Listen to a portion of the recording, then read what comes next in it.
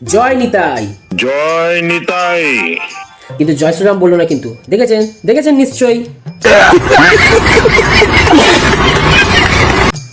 আমার প্রণাম নেবেন।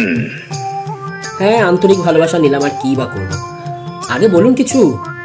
আমার সকল বঙ্গালী ভাইও বনেদরকে। কারা? কাদের কথা বললো? কিছু একটা বলার চেষ্টা করলো না?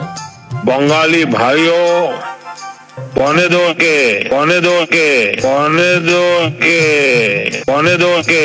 এই তো না, বাংলা বলতে গিয়ে পুরো বাংলার ফর্মুলাই বের করে দিল।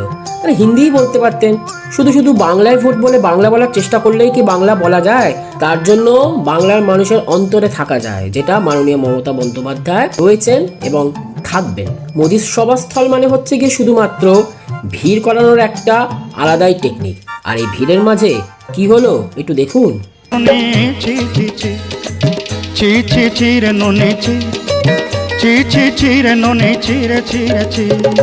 এরপরে আর এক্সট্রা কি বলা যায়? শুধু একটাই কথা বলবো, মোদি হ্যাঁ তো মুমকিন হ্যাঁ।